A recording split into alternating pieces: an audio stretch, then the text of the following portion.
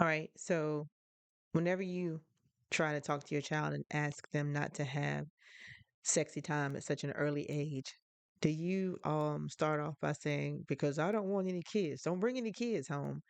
Is that your go-to line when you talk to your kids? Let's get into the episode.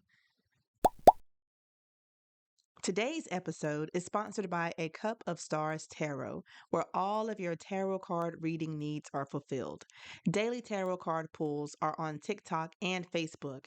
You can also get your own personalized tarot card reading delivered to your email address. All details are located in the show notes below. Tarot card readings are meant for entertainment purposes and should not be used in lieu of speaking to any health care professional, such as a physician or therapist, etc. So you can find A Cup of Stars Tarot by the name of Cup of Stars Tarot on Facebook and TikTok. Enjoy the episode. So this is an insert into the episode because this isn't something that I added earlier. So I do want to put this in there. Before my son and I got into the talk about sexual intercourse and that thing, before we got into that conversation, prior to that, when he was younger, like when he started talking and he started identifying things, period, like cups and bananas and toys and clothes and water, all that stuff, teaching them their vocabulary, I found it very important to also teach him the proper words to use when talking about his body parts. And what made that so alarming to me is I remember watching a case on TV where a little girl had been violated. She had been SA'd. And whenever she went to court, she was calling her privates her pee. And the courts were acting real slow, talking about, well, we don't know what that is. And even though she pointed in the area where it is and she was trying to tell them, this is what happened to me, her testimony did not hold up in court because she wasn't using the proper terms for her body parts. So I made sure that I made a point to tell my son, this is this, that is that. And I also told him no one touches these parts except for you, mommy, and daddy. And so whenever he was getting older, he knew nobody is supposed to touch this. And he would tell me if somebody touched him.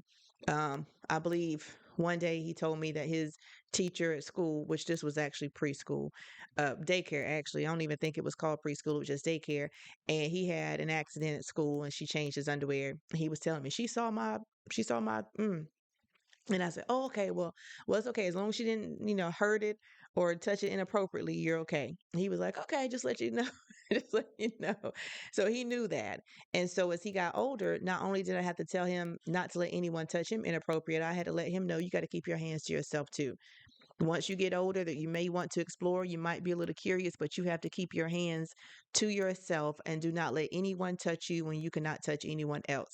Now, that led up to the conversation of, doing the do whenever he got older. But before that, there had to be steps. So I had to talk to him about things that were age appropriate at that time.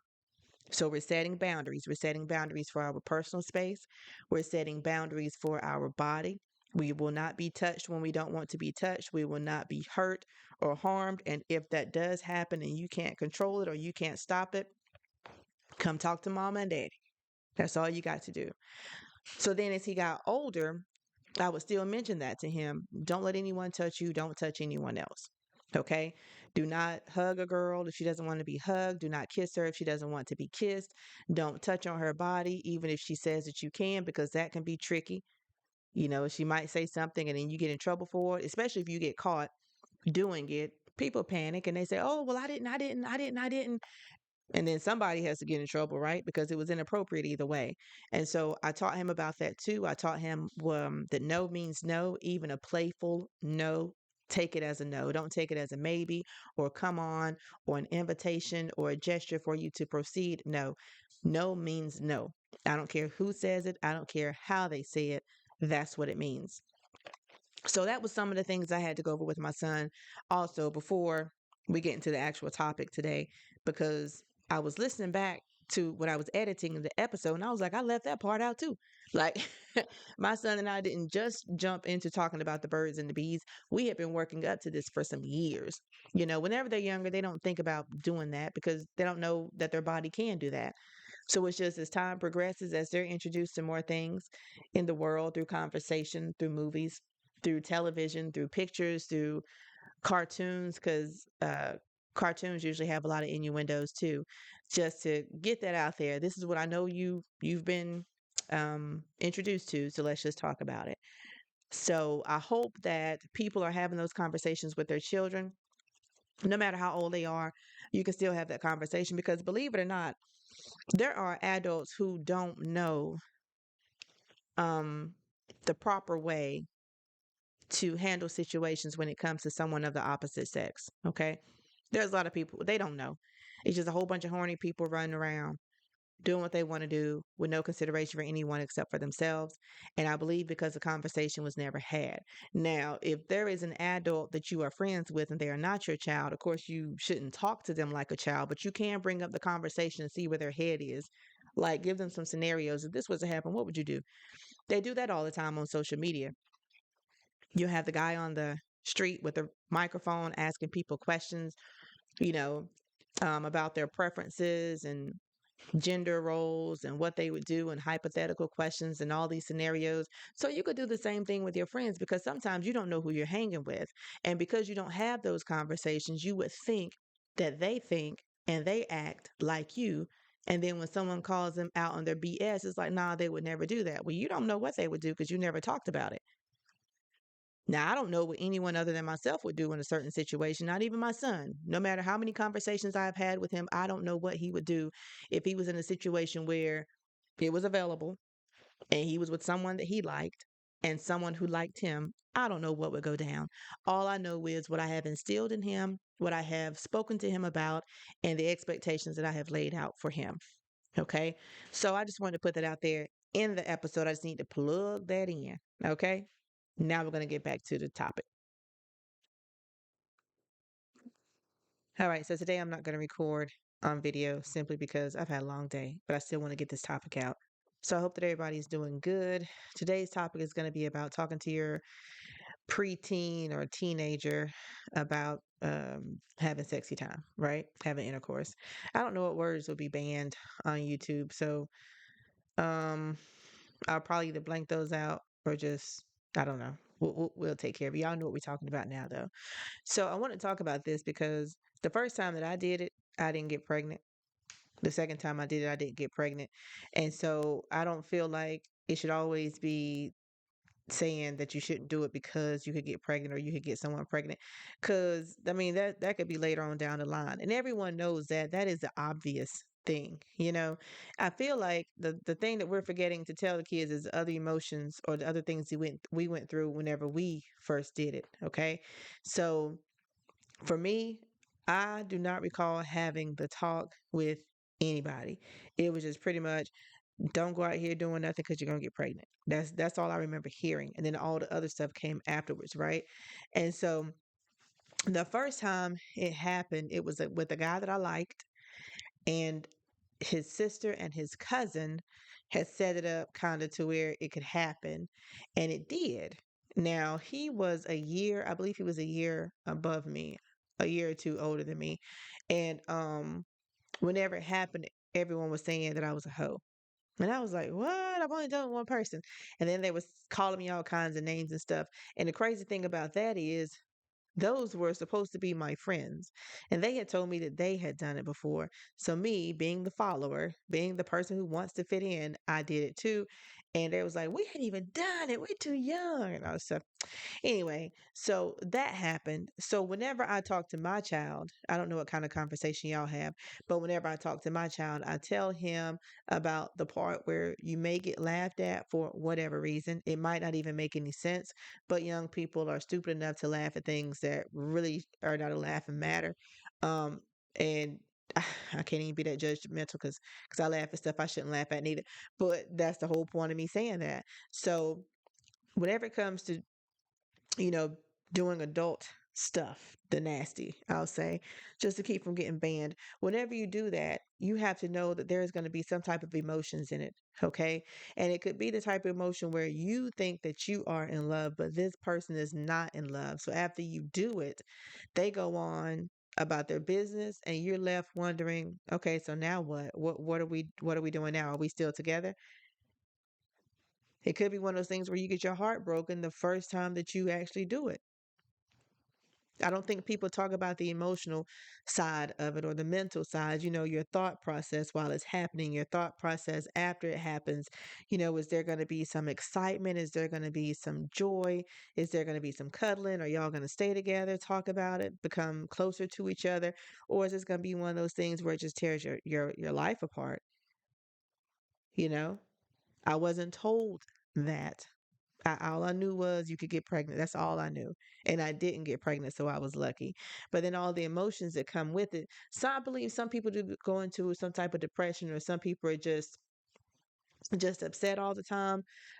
They lose trust in people, especially whenever you think you're in love. Because when I was younger, I was always in love. I loved everybody I dated.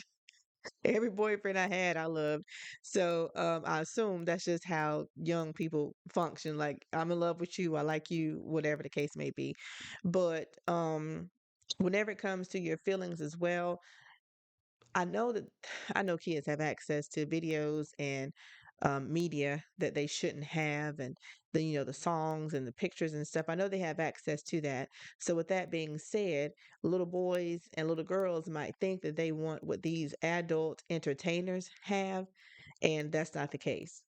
And I feel like if the little young boys are being compared to those men, then they're going to be self-conscious, or their self-esteem is going to be low because of that. And I also feel that if little girls are trying to find the type of men that they see in these videos or on these pictures or whatever it is they're looking at, then I hope that they know that is not realistic, you know. But who knows, when you get together, if that's what you two are talking about, and then you're kind of disappointed in what you see or what the person brings, and that could deal with your emotions and your feelings, because now you might feel like people are talking about you. You might be paranoid.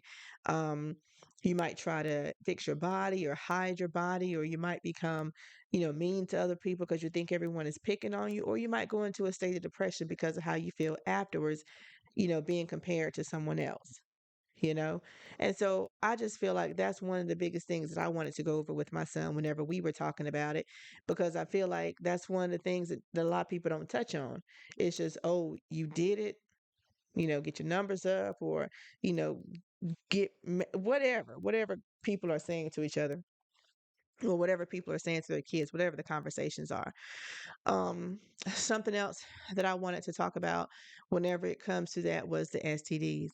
Because if you think that your body not looking the way they want it to is embarrassing, wait till you get a good old STD. Okay. So that's something else that I talked to my son about. STDs, sometimes they creep up on you. When I was in college, I found out the boys don't always have symptoms to some of the uh, diseases or infections that are being transmitted sexually. A lot sometimes they might not have any um, symptoms or indications that something is going on. So I had to tell him that too. And you don't want anybody talking about you about that neither.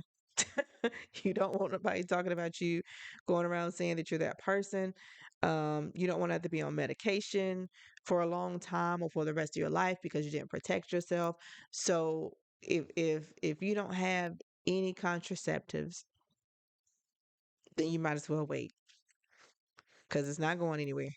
Even if it has to be a different person, that's not going anywhere. So make sure that you protect yourself at all times. And I think it's very important that you know where you stand with that person before y'all, do the do. Like, are we just cool? Like, we just cool, right? Or does this mean we're gonna be together? You know, can I call you tomorrow? Just figure out what y'all got going on. Be clear on that. So nobody's heart is broken and nobody is stalking somebody after a whole instant, right? So that's what I want to talk to y'all about. And then also, whenever it does come to having a baby, um, can't believe I almost forgot to talk about this. Whenever it does come to the possibility of somebody having a baby, I know that back in the day, a lot of parents would say, "Don't bring no babies home because I ain't raising no more kids. Don't bring any kids to my house because I ain't raising no more babies and all that stuff, right?" And my thing is, children. They don't ask for puberty, it just happens, right? And after puberty hits, some other things can just happen.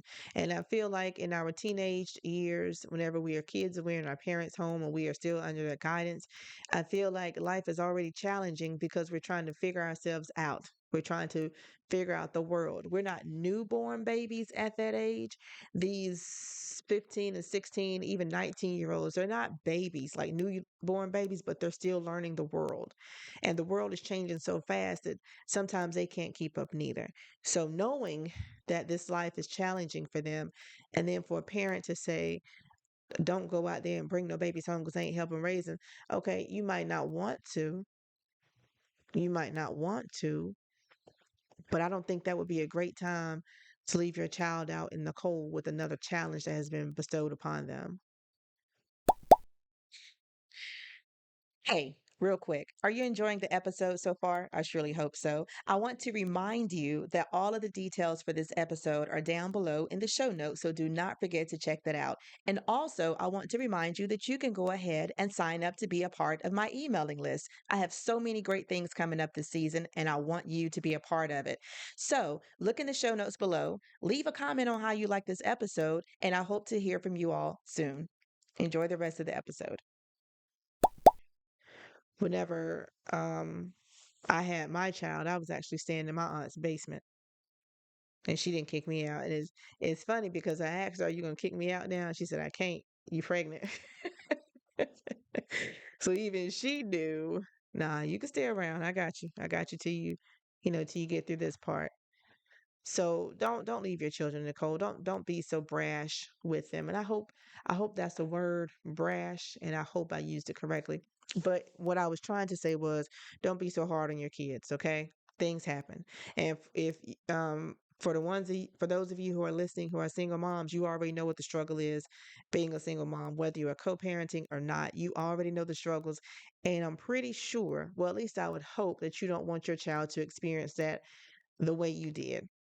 Okay, let's just give them a bigger chance. And so there's other things that you can discuss with your child whenever they're thinking about um doing the nasty. And it's not just the kids. You got your emotions and feelings too. And then also, now I have a son, and so I had a conversation with him also about the child part. And I told him, if you are messing around with a girl, whether it's your girlfriend, someone you just met, someone you were just kicking with, someone you only messed around with once, it doesn't matter. If you are messing around with her and she gets pregnant and she's not sure who the father may be, and you're not sure if you are the father, I told him we are going to stick around for that young lady and that baby until the baby gets here. Then, if you want to do the DNA test and find out if it's yours or not, fine. But if you're messing around with a young lady, we're not going to leave her out in the cold fending for herself, trying to keep up with her bills and miss work for doctor's appointments. She's getting sick, all the things that come with new pregnancies. We are not going to leave her out there to do it on her own. So we're going to be there for her. So if she needs anything from him, my son, we're going to assist with it. I'm not going to say we're going to pay everything, but we're going to make sure or try to ensure that she has a healthy, happy pregnancy. And I learned that from my aunt when I was pregnant. She said, however you act when you're pregnant, that's how your child is going to act when they come out. So you have to be in a good mood. And I was in a good mood. I was a little more patient, all these characteristics built up inside of me, and it passed along to my son. So I do want to say, um, I would be there for the young lady, and my son would too.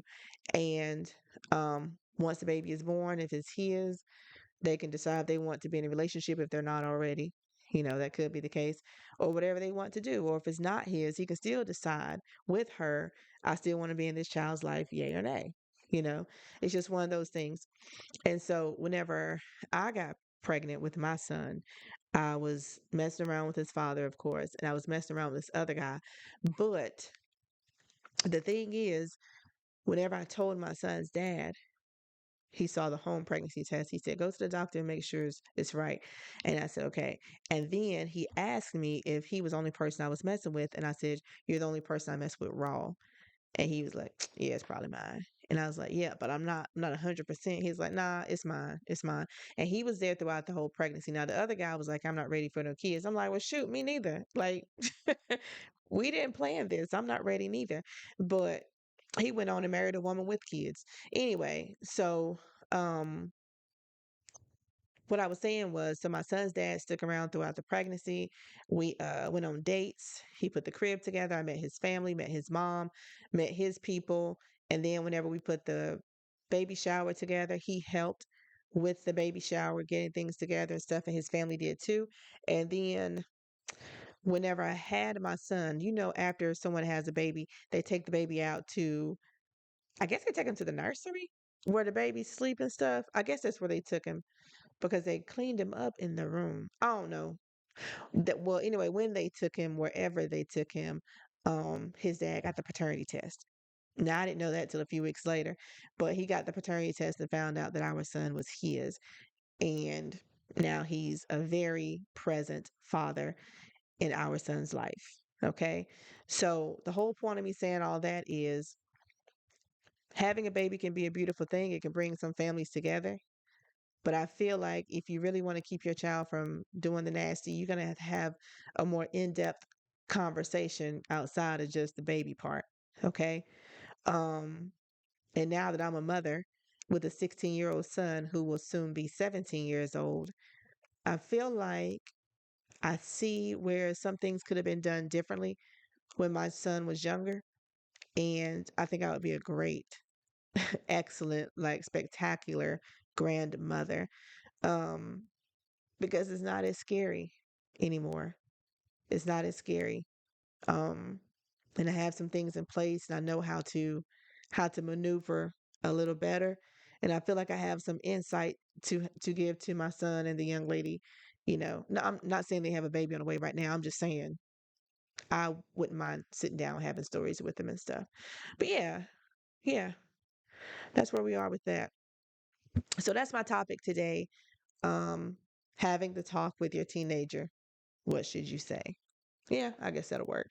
Look in the show notes and click some of the links. I have some ebooks and some other resources in the show notes of this recording. And also, don't forget to like, subscribe, comment, and share with someone else. I appreciate your continued support. Y'all have a wonderful, wonderful week. Bye bye.